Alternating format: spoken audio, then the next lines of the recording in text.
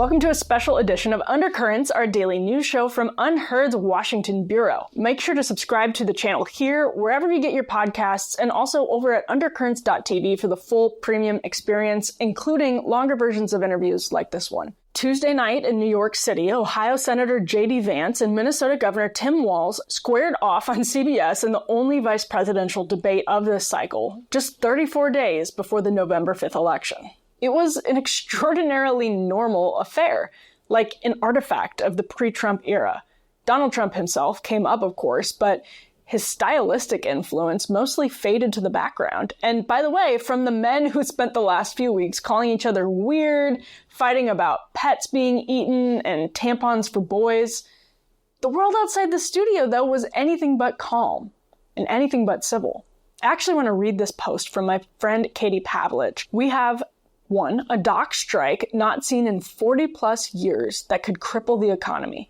Katrina-level devastation in a number of southern U.S. states. War raging and a stalemate between Russia/Ukraine. Hundreds of missile launches from Iran. So the debate began on that very sober final note, with questions on Iran and the influence of climate change on Hurricane Helene. Walz started shakily. Vance started strong. As Walz warmed up, though, he did pretty well, delivering some pretty clean hits on abortion and January 6th and tax breaks for the rich. He face-planted hard when pressed on whether he'd lied about being in Hong Kong during the Tiananmen Square massacre, and Vance, for his part, likely solidified himself as the most talented conservative standard-bearer of his generation.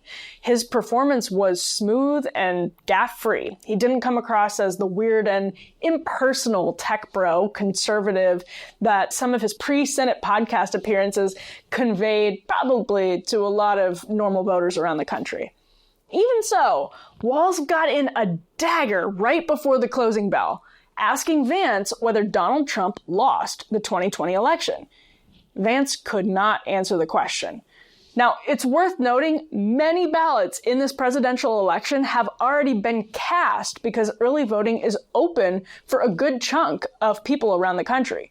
It's also worth noting the vice presidential debate isn't exactly front of mind when people do cast their ballots either.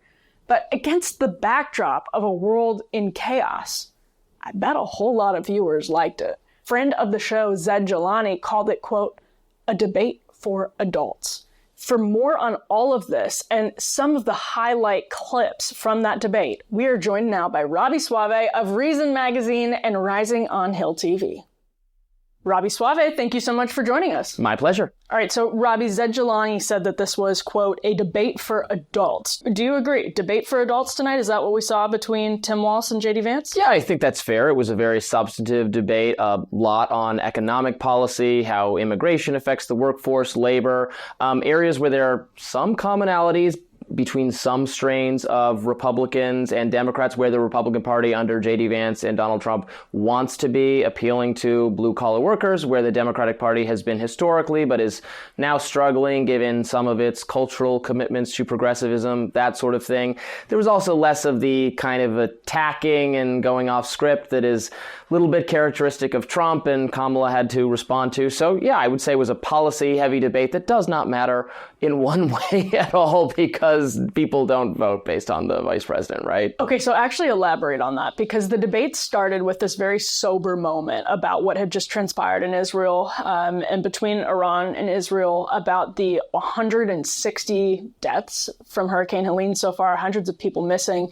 And Norah O'Donnell kind of opened it by saying, it feels like we have an unfolding series of crises on the eve of this debate. And then it was like the most normal debate ever. Like it was a total pre-Trump normal debate, wasn't it? Yeah, and people might be looking to these two for leadership on these issues, given we have, Joe Biden is the president. We all have a lot of concerns about his mental cognition, his capability to be president. Not a single question president. About that. Did not come up at all. And Tim Walz is running with the current vice president, who is defending the sitting president of the United States, the commander-in-chief, being so weak that his own party basically ousted him.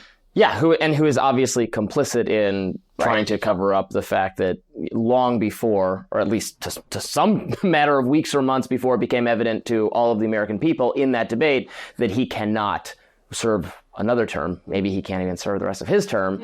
She knew that and was complicit in covering it up. But they got to a lot of other things, so maybe they didn't have time to address this. Let's stick on this issue of questions that weren't asked. So Yes. Mary Margaret Olohan pointed out no questions about gender ideology, and that had been actually a rift between Walz and Vance, sort of trading barbs back and forth. Walz tried to bring up book bans towards the end of the debate, something that he kind of went viral for, talking about a lot. He talks about it on the stump, talks about how J.D. Vance and Republicans are weird. These people are weird. That's the Tim Walz line. There wasn't enough on COVID for me, is what I would have said. Really? There was a little bit on the censorship element of COVID. I don't think they really got into it on Tim Walz's own record. They didn't. And there were also no questions about the assassination attempts on Donald Yes. Trump's life. So there are a couple of conspicuous absences. Let's actually talk, though, about that censorship point, because Yes. J.D. Vance, in what I thought for both Walz and Vance, I mean, I thought Vance had an excellent night. I thought Walz did okay. But Vance was, I think, more comfortable, stronger. But even that said, the moment where he was confronted about whether he believed Donald Trump lost the 2020 election was, I mean, I thought that was a dagger. Let's watch the clip. Walz confronting J.D. Vance on who won 2020. He is still saying he didn't lose the election. I would just ask that. Did he lose the 2020 election? Tim, I'm focused on the future. Did Kamala Harris censor Americans from speaking their mind in the wake of the 2020 COVID situation? That is a damning non-answer. It's a damning non-answer for you to not talk about censorship. Obviously, Donald Trump and I think that there were problems in 2020. We've talked about it. I'm happy to talk about it further. Okay, Robby, notably there, Vance pivoted the question to censorship. And I thought that was really interesting because he said this isn't just a problem with Republicans, which in a weird way sort of grants the premise that it is a problem with Republicans. But he tried to say Democrats are just as bad on censorship. They're the real threat to norms and et cetera. But, you know, the rhetoric is hot right now.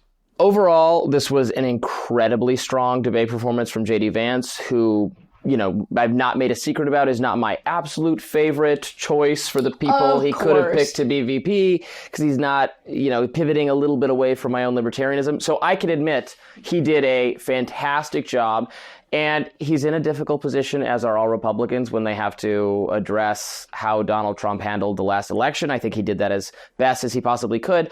And then he did turn it on Walz on things that I think are legitimate for actions that were taken by the Biden-Harris administration to clamp down on speech on social media that we're all now a little aghast about, or more than a little aghast about, the extent to which the federal government was pressuring censorship. Tim Walz could have addressed this by saying, well, we're not going to do censorship. At no point did he say that. In fact, what he said was, well, you can't yell fire in a crowded theater, which we all know. Zoom in on Robby right now because he is cooking. The outrage. You should have seen the reason Slack when that came up. It was just person after person going, no, because as I'm sure you know, and so many people watching probably do, that statement, you can't shout fire in a crowded theater, is part of a Supreme Court decision that was in favor of censorship, that was used to stop people who were opposed to World War I from protesting it. That decision is no longer the law of the land. Subsequent Supreme Court decisions have voided it. So when you use that example, you are referring to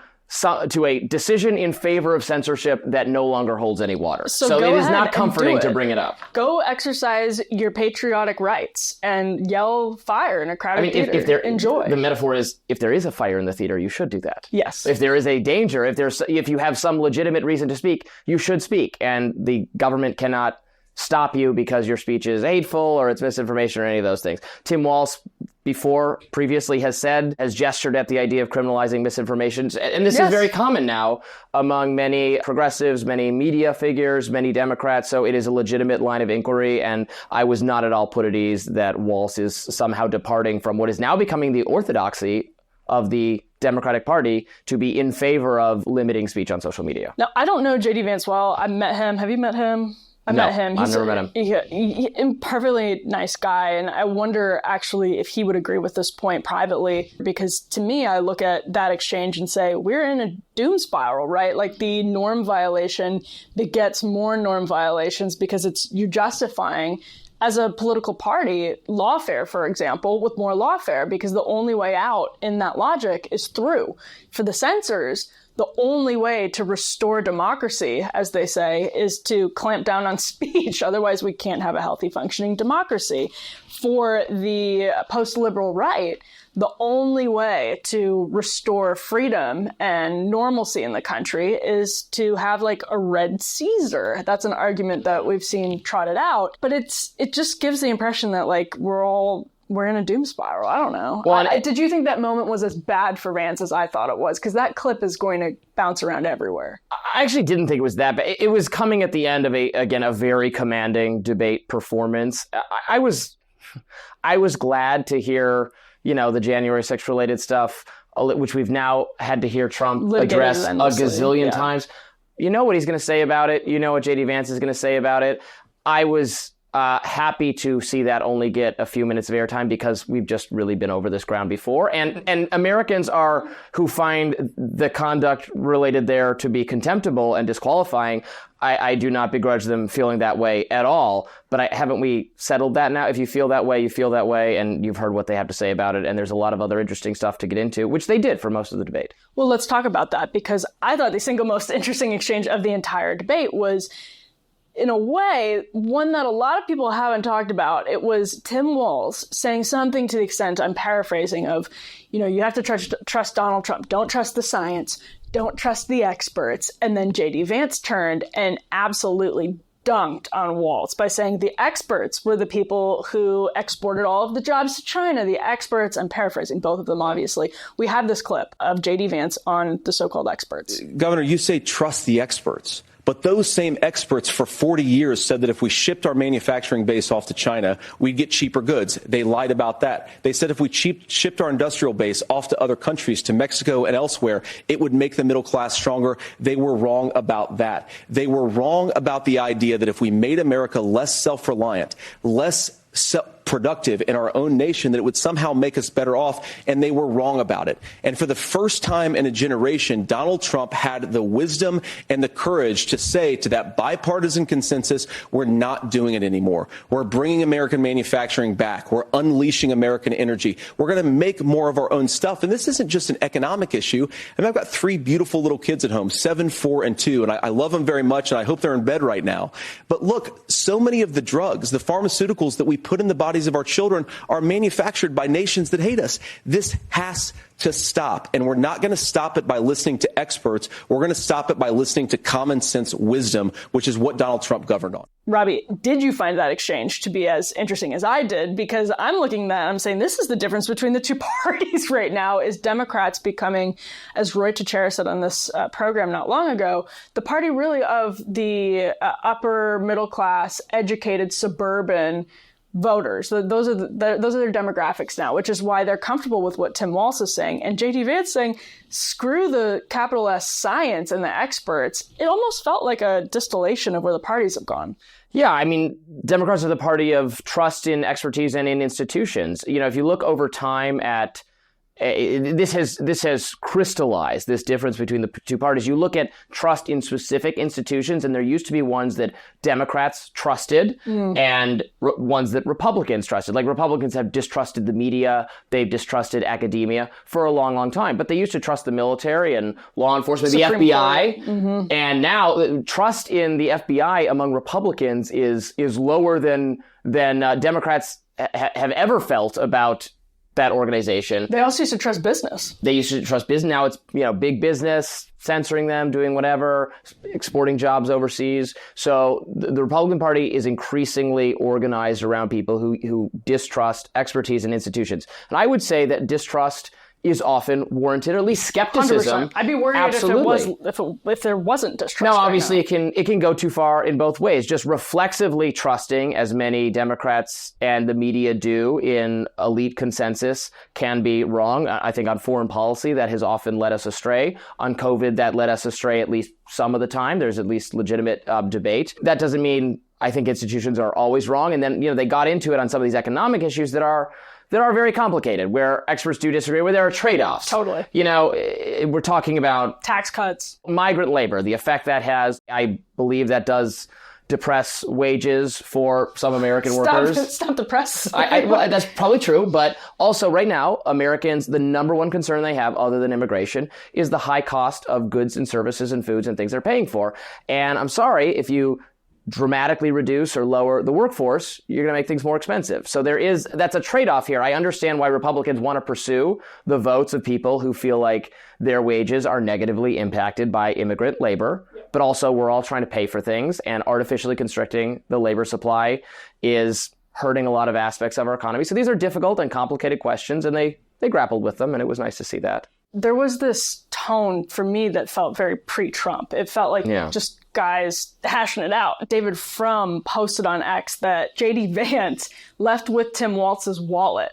David Frum was very upset and said that Tim Walz was way too conciliatory, was way too civil, basically. And J.D. Vance also didn't really go after Tim Walz over stolen valor. Mm-hmm. Those accusations was something people expected him to raise because they're both veterans.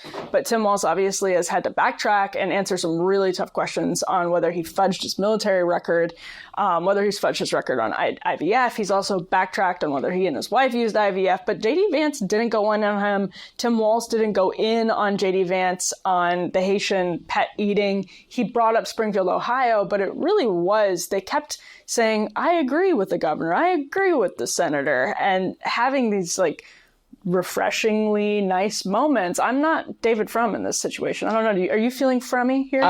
It was sort of hearkening back to a pre-Trump level of political discourse where you have debates where there's very vigorous disagreement, but it doesn't get quite as nasty in the same way, even if Trump-esque policies were being discussed, but it just didn't have Trump's personal flavor involved in it. Maybe that shows you that our politics will once again be like that whenever Trump truly does, if he ever does, exit the political scene. But Walz was just clearly nervous. I think he was afraid to really go after Vance on. He seemed painfully nervous at the beginning. I would argue he did better as it went on, but Vance was just so prepared rhetorically.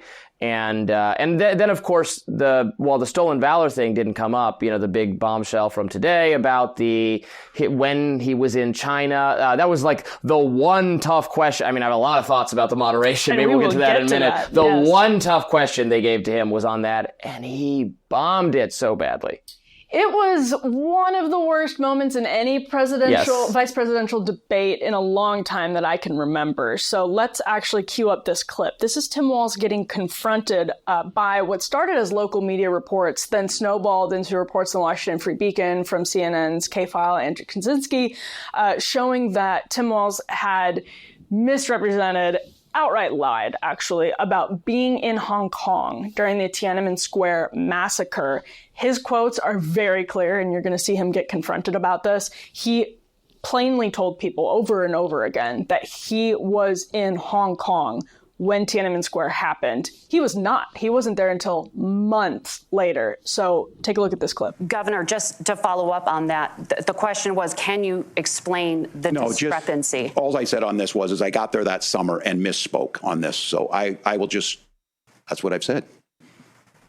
So I was in Hong Kong and China during the democracy protests went in. And from that, I learned a lot of what needed to be in governance.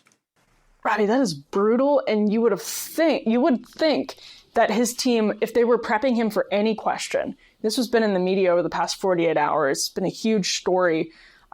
You'd think they would have prepared him for this. Yeah, he has been called out as a serial exaggerator of his record on a number of different fronts. This isn't exactly new territory for a political figure. It's certainly survivable. Totally. Time and time again, political figures and major media figures have been caught exaggerating where they were. They love to do it for a battle zone or a zone where some kind of significant, possibly scary event took place. Hillary Clinton came under sniper fire in Bosnia, Brian Williams, we were revisiting that because he just got tapped to host some live election coverage for Amazon Prime. So I was going back over the long list of things. Brian Williams is covering the hurricane. Yeah, he's covering the hurricane. He was there when the Berlin Wall came down, he said. So this is not exactly new ground. It is survivable. It's not the biggest deal. But he did not answer it satisfactorily. He should have just not answered the question effectively. When they're asked something they don't want to answer, they just pivot.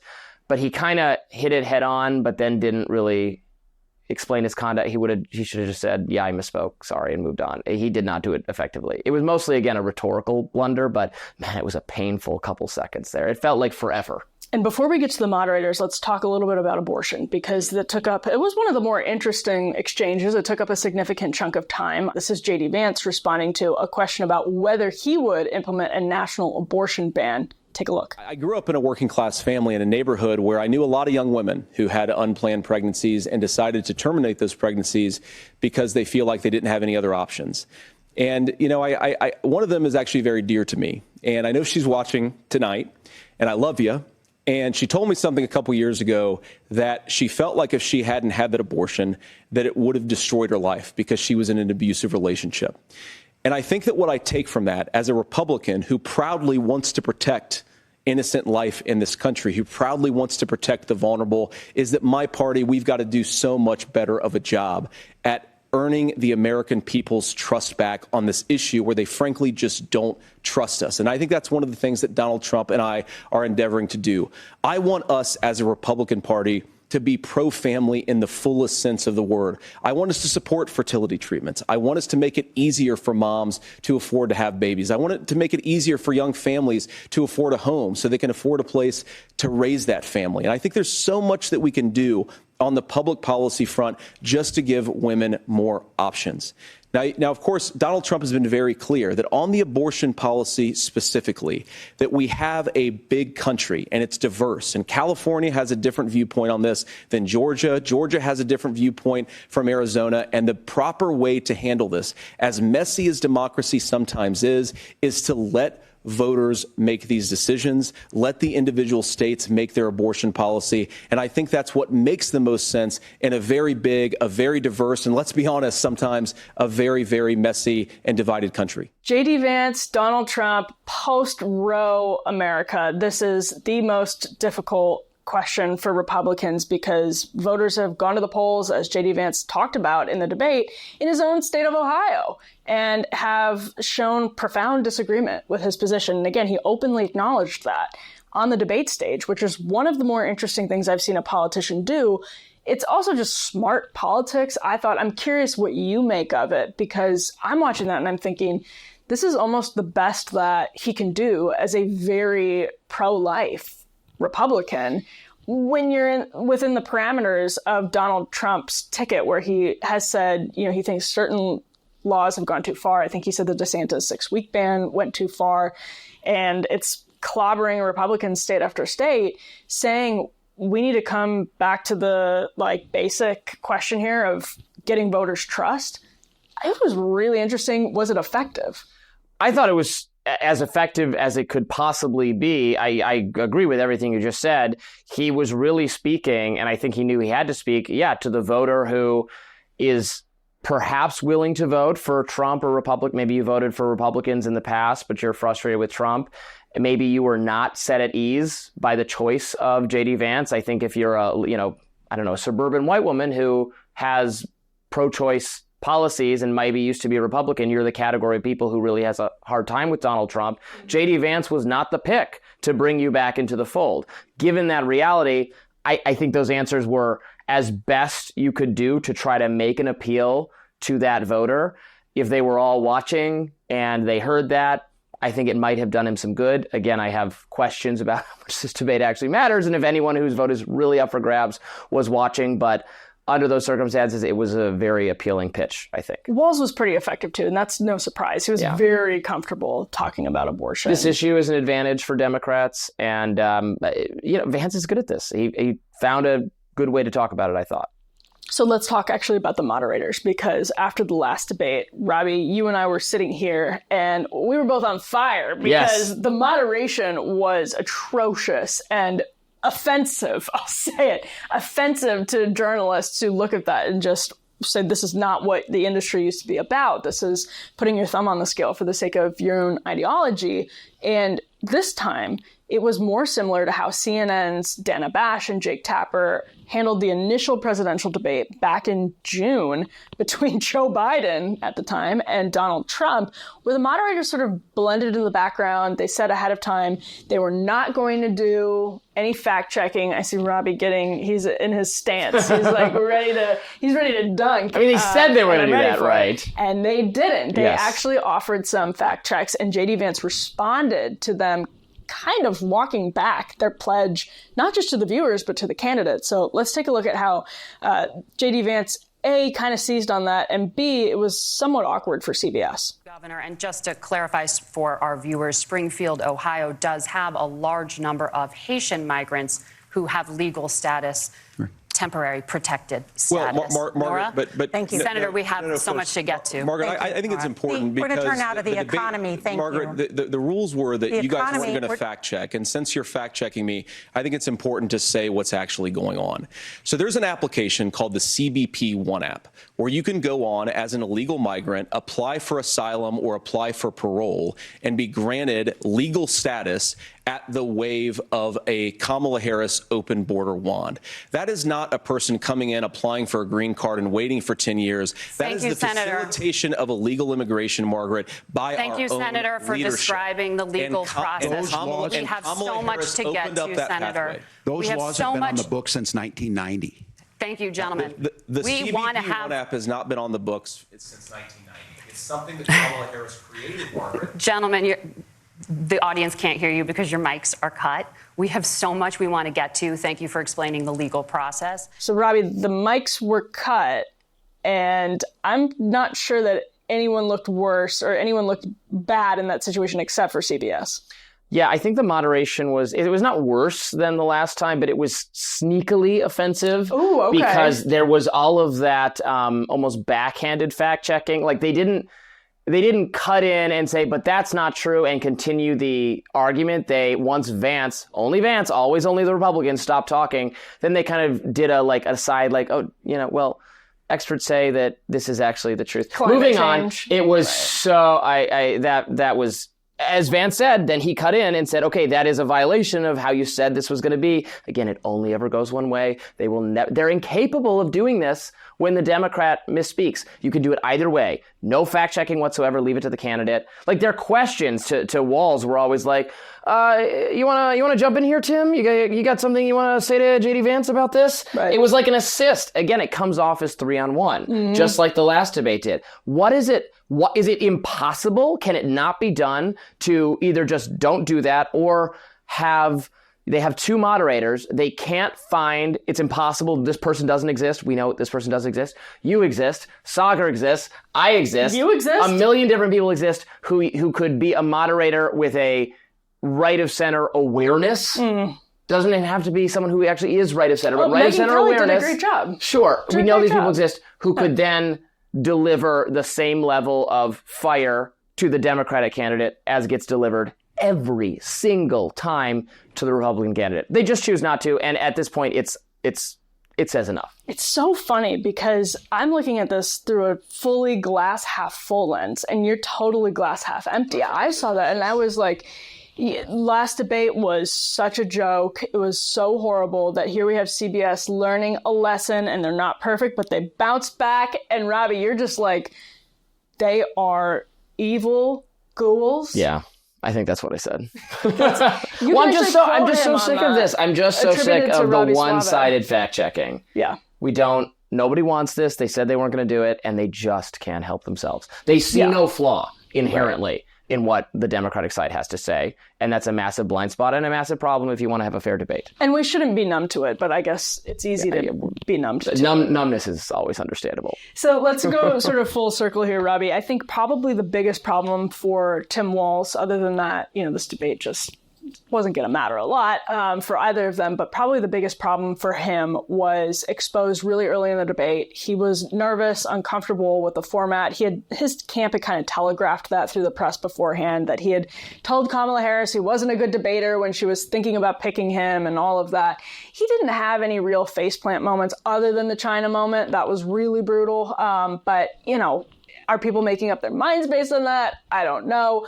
Either way, J.D. Vance starts off with a question on Iran, talking about how Tim Walz has referred to Donald Trump as an agent of chaos. And I just want to roll this clip because I think this is going to become, as the world does start to spiral geopolitically at this moment, a devastating attack on the Harris-Walz campaign. So let's roll J.D. Vance here. This is clip 1 on deterrence. Now, to answer this particular question, we have to remember that as much as Governor Walz just accused Donald Trump of being an agent of chaos, Donald Trump actually delivered stability in the world, and he did it by establishing effective deterrence.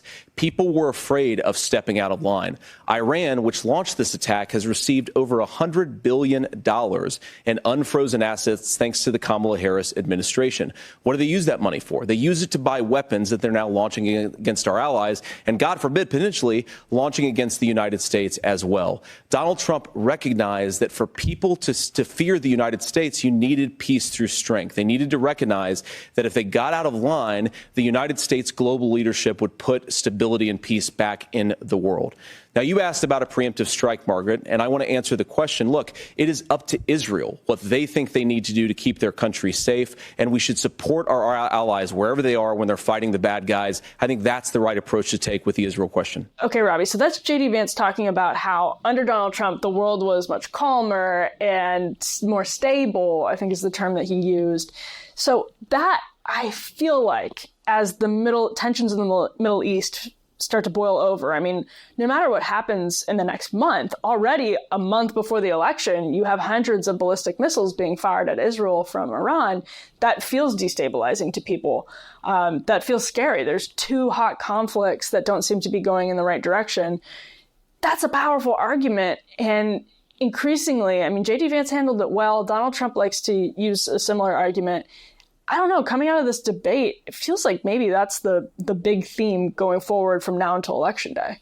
Yeah, what I would like to hear more from Trump and Vance on this is more specificity in how their foreign policies would be different from the current administration and make us safer, because it isn't very vibes-based. It's very Trump kept us safe. They're addressing the idea that Trump's a madman and he's chaotic and destabilizing, saying, well, that's not true. We were safer. Foreign nations respected us, et cetera.